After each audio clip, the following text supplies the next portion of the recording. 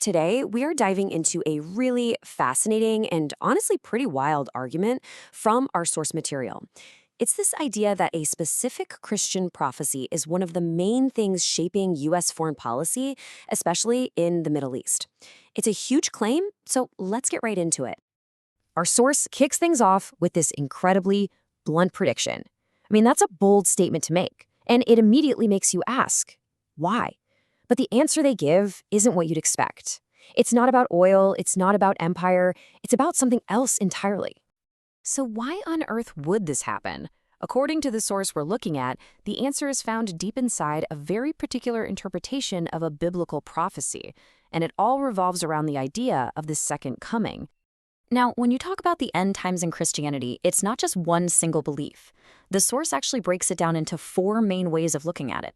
And the difference between them, well, that's the key to understanding this entire argument. Okay, so most of these views are, pretty passive. Amillennialism says the 1,000 years of peace is just a metaphor for the age of the church. Postmillennialism says humans have to perfect the world first. Historic premillennialism says, hey, it's a promise. Jesus will be back. We just have to wait patiently.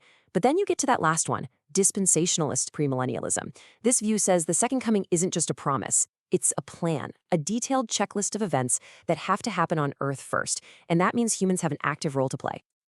And here is that plan, laid out step by step. You can literally think of it as a prophetic to-do list.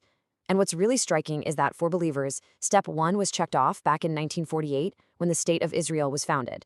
And as you can see, the next few steps involve a whole lot of turmoil and conflict, all centered on that one nation.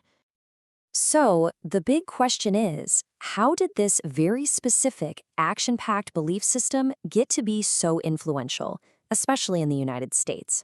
Well, the source argues that it's actually woven into the very DNA of the country. The source lays out this really interesting history. Early Christianity started as this radical religion for the poor and oppressed.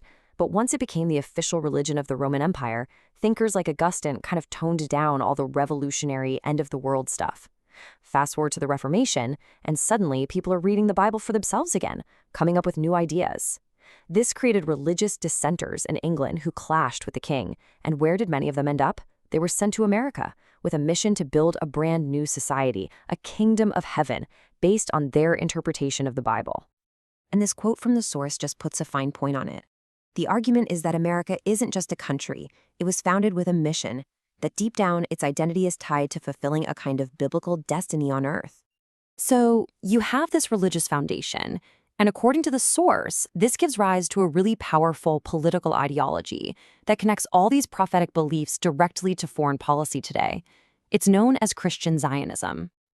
So what is Christian Zionism? Simply put, it's the belief that Christians have a sacred duty to support the state of Israel. But this isn't just about politics. For those who believe in that dispensationalist plan, supporting Israel is a crucial step, a necessary piece of the puzzle to kickstart the end times. Now, it's really important to distinguish this from Zionism itself. Our source makes a pretty provocative historical claim here. It says that for a long time, Zionism was actually a minority view within the Jewish community.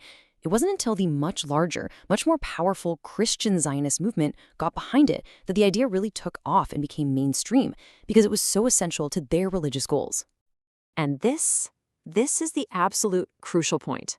If you see the world through this lens, a war in the Middle East, say between Israel and its neighbors, isn't a tragedy.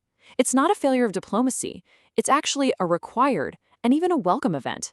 It's a sign that the prophecy is moving forward, that the plan is on track to bring Jesus back. Okay, but let's be real. This is still a minority belief within Christianity as a whole. So why is the source arguing that it's becoming more influential right now? Well, the answer has to do with the state of our world today. The source makes this really powerful comparison to history.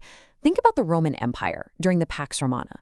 Sure, there was peace, but there was also massive, crushing inequality that left most people feeling totally hopeless. And into that world came Christianity, offering a radical promise of a better world to come. The argument is that today's Pax Americana has created the same conditions. Decades of relative global peace have also led to absolutely staggering inequality, leaving millions of people feeling like the current system has nothing to offer them. And for people in that situation, this worldview can be incredibly appealing. Our source uses this great analogy of a lottery ticket. For someone who feels left behind, it's a belief that costs nothing to hold. But the potential payout? It's the ultimate prize, the complete remaking of the world and a guaranteed spot in heaven. Why wouldn't you take that bet? So let's just recap the whole argument here. You've got a specific, action-oriented Christian prophecy that needs a big war in the Middle East to happen. You have the idea that this belief system is kind of baked into America's national identity and influences its foreign policy.